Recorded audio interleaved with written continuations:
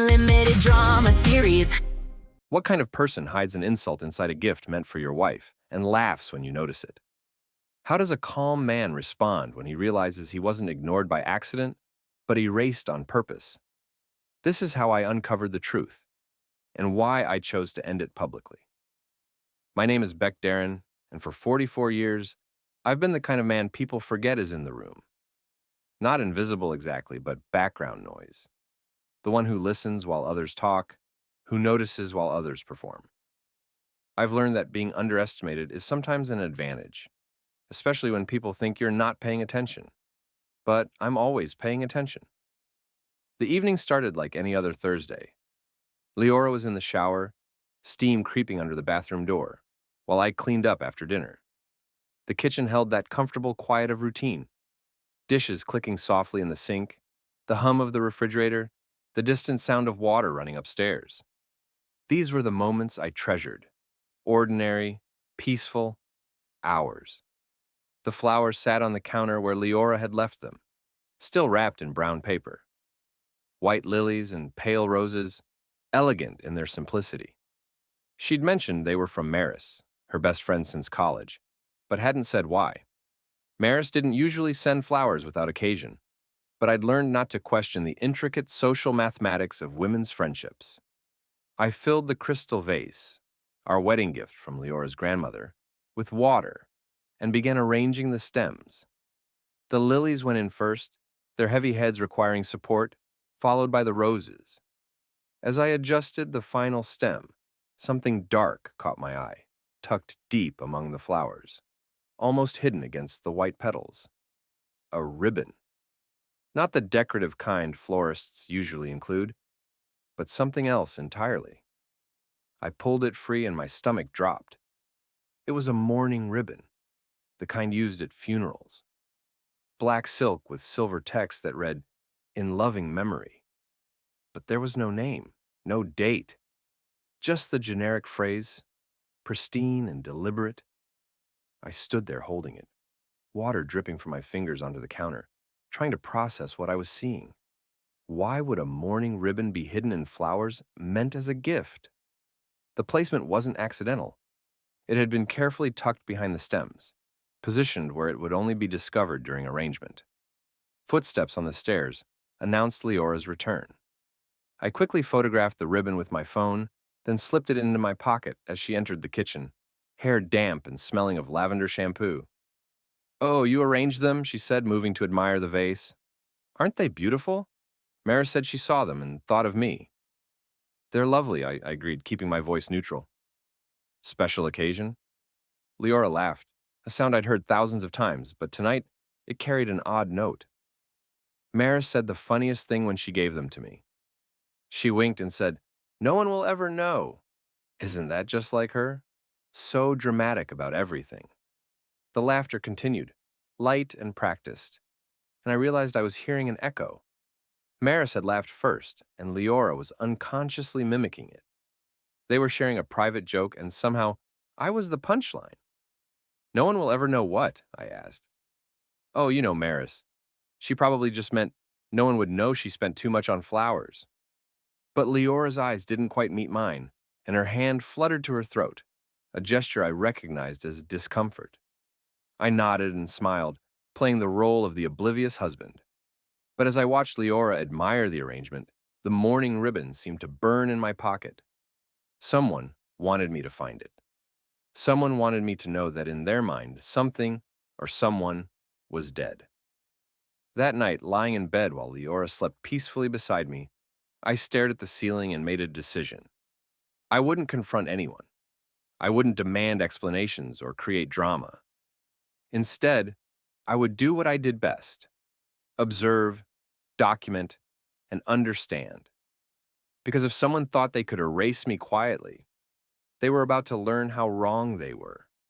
The next morning, I sat in our neighborhood cafe, with coffee growing cold, as I reconstructed years of interactions I'd previously dismissed as harmless. Memory is funny. Once you know what to look for, patterns emerge from what seemed like random noise. Maris Hale had been part of our lives for nearly 2 decades. Leora's college roommate turned lifelong best friend. At 40, she was polished in the way of women who've learned to weaponize charm. Always perfectly dressed, always ready with the right comment, always somehow central to every gathering. I'd admired her confidence, even envied it sometimes. But now, reviewing our history with new eyes, I saw something else entirely. The restaurant patio 3 months ago, Maris had insisted on sitting between Leora and me, claiming she needed to steal Leora away for girl talk. When I'd tried to contribute to their conversation about a mutual friend's divorce, Maris had smiled sweetly and said, "Oh, Beck, you're so lucky you don't have to worry about these complicated social things. Leora handles all that for your family, doesn't she?" The comment had stung, but I'd let it pass. Now I recognized it as a boundary test. How much diminishment would I accept before pushing back? I opened my phone and scrolled through family photos from the past 2 years. In group shots, Maris consistently positioned herself closer to me than necessary, her hand on my arm or shoulder, in ways that looked friendly but felt invasive. In photos of just the three of us, she often stood between Leora and me, literally inserting herself into our couple space. Our family text thread told a similar story. Maris frequently spoke for Leora rather than with her. Leora's too polite to say it, but she really needs a girls' weekend. I told Leora she deserves better than takeout again. She works too hard to cook when she gets home. Leora mentioned feeling overwhelmed. I think she needs more support at home. Each message positioned Maris as Leora's advocate, and me as inadequate. Individually, they seemed caring. Collectively, they formed a narrative of rescue, Maris saving Leora from a marriage that wasn't meeting her needs. The most telling pattern was in our group messages about plans. Maris had a gift for creating situations where I was excluded. Ladies' lunch Sunday? Beck, you probably have sports to watch anyway. Wine tasting Saturday? Probably not your thing, Beck. Spa day for Leora's birthday. Finally, some relaxation without having to worry about anyone else's needs. I'd never protested these exclusions, assuming they were natural expressions of female friendship. But the language was surgical in its precision. Each invitation included a preemptive dismissal of my potential interest, making objections seem petty. Looking at months of these messages, I saw the architecture of isolation. Maris wasn't just claiming Leora's time. She was training both of us to see my absence as normal, even preferable. The mourning ribbon suddenly made perfect sense. In Maris's mind, I was already dead, a non-entity whose opinions didn't matter, whose presence was barely tolerated. The ribbon was her private celebration of my successful erasure, hidden where only I would find it. A secret joke about my irrelevance. But here's what Maris didn't understand about quiet men. We see everything. We remember everything. And when we finally act, it's with the accumulated weight of every slight, every dismissal, every moment we chose patience over pride. I finished my coffee and walked home, the morning sun warm on my face. For the first time in months, I felt completely calm. Clarity has that effect. Once you understand the game being played, you can decide whether to keep playing by someone else's rules. The park bench overlooking Miller's Pond had always been my thinking spot. Surrounded by oak trees and the gentle sound of water, it was where I came when problems needed sorting. As I sat there Friday afternoon, watching ducks glide across the surface, Maris's laughter echoed in my memory. No one will ever know. The phrase had haunted me for 2 days. Know what exactly? That she'd hidden a mourning ribbon in flowers meant for my wife? That she'd been systematically undermining my marriage for years? That she found my erasure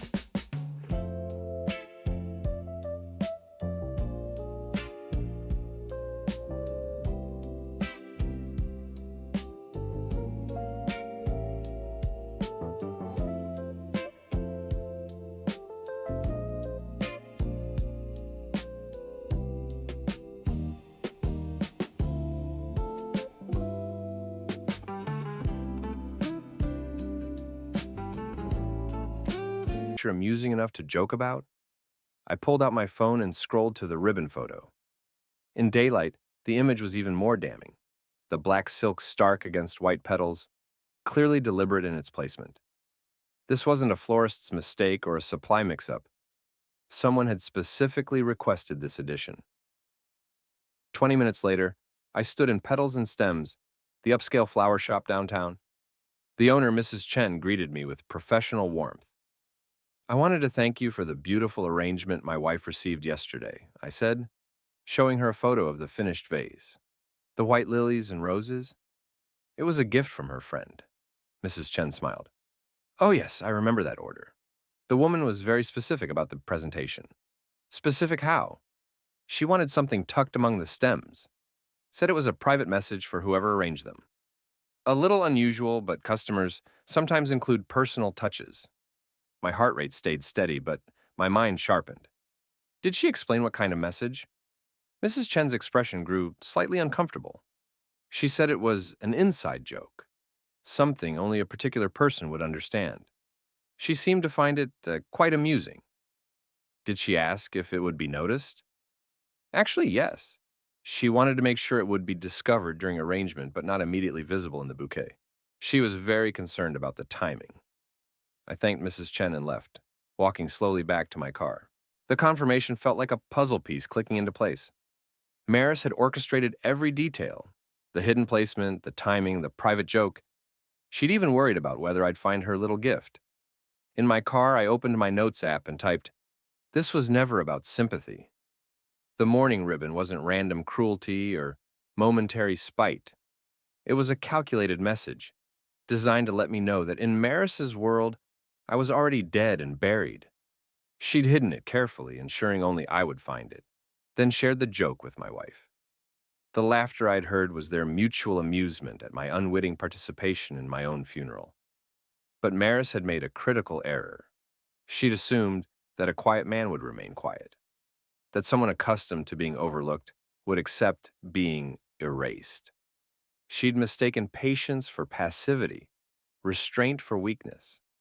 As I drove home, I felt something I hadn't experienced in years. Perfect clarity about my next move, not anger. Anger was messy and unpredictable. Not revenge. Revenge required emotional investment I wasn't willing to make. Instead, I felt the calm satisfaction of a man who'd finally seen the complete picture and knew exactly how to respond. The game was about to change, and Maris had no idea she'd just armed her opponent. That evening, I found Leora in our home office, laptop open, working on lesson plans. As a high school English teacher, she spent evenings crafting discussions about character motivation and narrative truth. The irony wasn't lost on me. "Can I ask you something about Maris?" I said, settling into the chair beside her. Leora looked up, immediately defensive. "What about her?" "Nothing accusatory. I'm just trying to understand some patterns I've noticed." Her shoulders relaxed slightly. "What kind of patterns?" I pulled up our family text thread on my phone. "Look at these messages from the past few months. Read them as if you're grading student work. What narrative voice do you see?" Leora took the phone, her teacher instincts engaging. She scrolled quietly, and I watched her expression shift from casual interest to focused analysis. "She speaks for me a lot," she said slowly. "What else?" "She positions herself as protective, like she's defending me from something." "From what?" Leora handed back the phone, uncomfortable now. "I don't like where this is going, Beck. I'm not attacking her. I'm asking you to see what I see." I showed her the photo patterns next. Images where Maris consistently placed herself between us, where her body language claimed space that wasn't offered. Then the exclusion messages, the preemptive dismissals, the careful architecture of my irrelevance. "She's been isolating me," I said simply. "Not dramatically, not obviously, but systematically. And I think she's been training you to see that isolation as normal." Leora was quiet for a long time, scrolling through evidence that painted a picture she'd never considered. "She's my best friend, Beck. She loves me." "I believe she does, but what does she think of me?" She thinks you're..." Leora stopped, realizing the trap in her words. "She thinks I'm what?" "Boring. Predictable." "She says I could do better." The admission came out in a whisper. And what do you think when she says that? I defend you, always, but part of you wonders if she's right. Leora's silence was answer enough. I pulled out my phone and showed her the ribbon photo. This was hidden in the flowers she sent you. I found it when I arranged them. Leora stared at the image, her face cycling through confusion, recognition, and finally horror. A mourning ribbon? She told you no one will ever know, and you both laughed. What did you think she meant? I thought she meant no one would know how much she spent, or that she took them from some corporate event, or Leora's voice trailed off as understanding dawned. She meant no one would know she'd declared me dead. The words hung in the air between us. Leora set down the phone with shaking hands. She asked me about our marriage last week, she said quietly. Whether I was happy, whether I felt supported. She said I seemed tired, that I I saw her get in. I saw everything. Let me explain. Watch more on Grammarly.com. deserved someone who noticed me more. What did you tell her? I said every marriage has quiet periods, that we were fine. But she kept pushing, saying I was making excuses, that I'd gotten so used to being overlooked, I didn't recognize it anymore. And what did you think when she said that? Leora looked at me with tears in her eyes. I thought maybe she was right. I thought maybe I had settled for being ignored. The honesty hit like a physical blow, but I kept my voice steady. Do you feel ignored? Sometimes, but not by you, Beck. By myself. I stopped asking for what I needed, because it felt easier than negotiating. Maris said that was your fault, that you'd trained me to expect less. But that's not true. No, it's not. I trained myself, and somehow, she convinced me you were the problem. We sat in silence as the full scope of Maris's manipulation became clear. She hadn't just been undermining me. She'd been convincing Leora that her own self-diminishment was my fault. Every time Leora felt small or overlooked, Maris was there to redirect that feeling toward our marriage, positioning herself as the solution to problems she'd helped create. What do we do now? Leora asked. We tell the truth, I said. All of it. Publicly. Beck, I can't lose her friendship over this. You already have. The question is whether you want to lose it quietly or honestly. Leora closed her laptop and looked at me with the expression I remembered from our early dating years. Direct, unguarded, real. Show me everything, she said. If we're going to do this, I need to understand exactly what's been happening. For the next 2 hours, we built a timeline. Messages, photos, incidents, patterns, everything that had seemed innocent individually, but formed a clear picture collectively. Leora added context I'd missed. Private conversations where Maris had questioned my commitment, suggested I took her for granted, wondered aloud whether she'd married too young to know what she really wanted. She's been preparing me to leave you, Leora said finally. Not pushing exactly, but preparing the ground. And the mourning ribbon was her way of celebrating that the preparation was working. By midnight, we had a complete picture of 2 years of systematic manipulation. More importantly, we had a plan. Saturday morning, we sat in Nadia Brooks's office downtown. At 38, Nadia was the kind of digital communications consultant who specialized in reputation management, both protecting it and strategically dismantling it.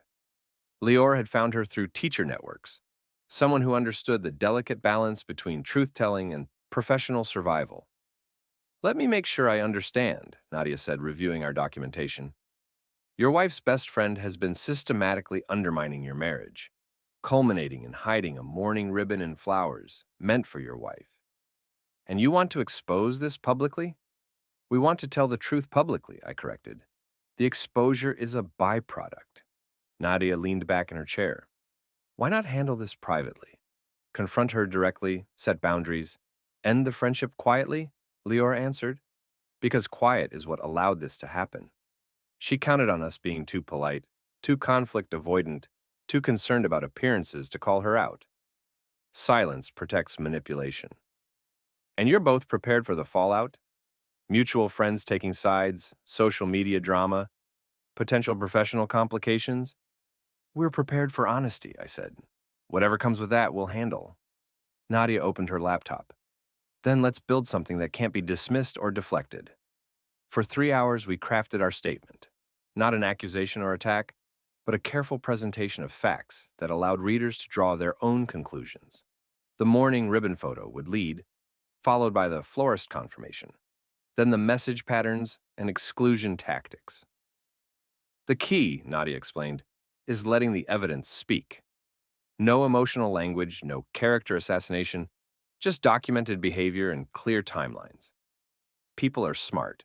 They'll connect the dots. We wrote 2 versions, one from me, one joint. The joint statement felt right.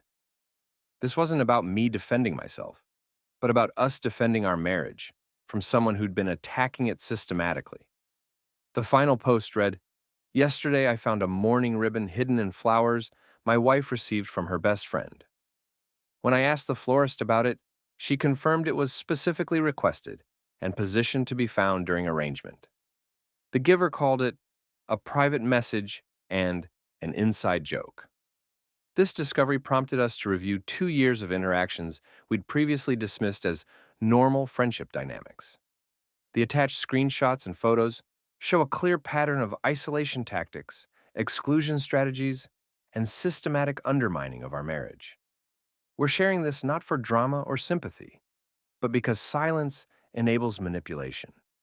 When someone works to convince a wife that her husband is inadequate, then celebrates that effort with hidden funeral symbols, the behavior deserves sunlight.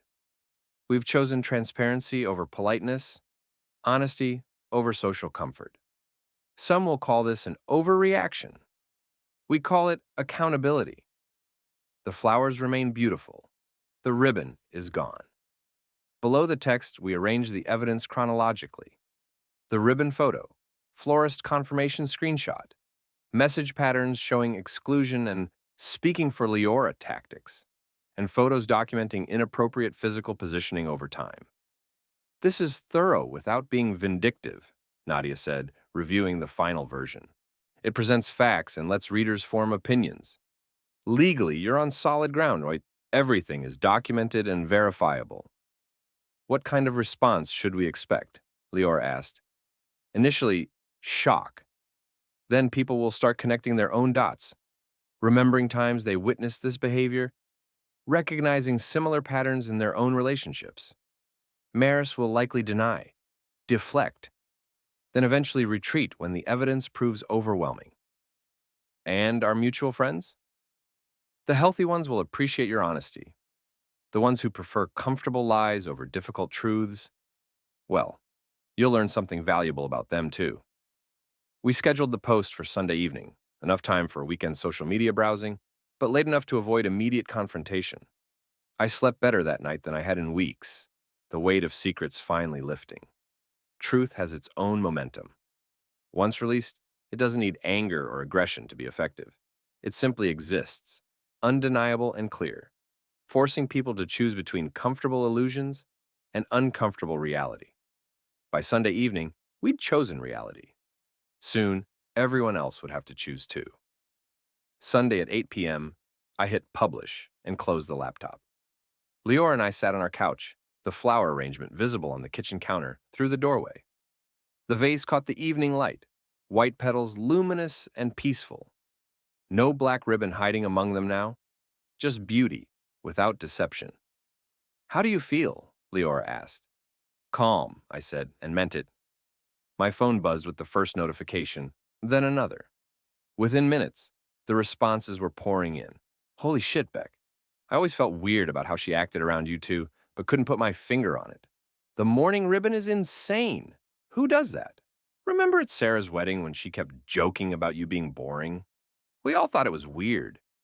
This explains so much about group dynamics I never understood." The comments weren't angry or dramatic. They were recognitive.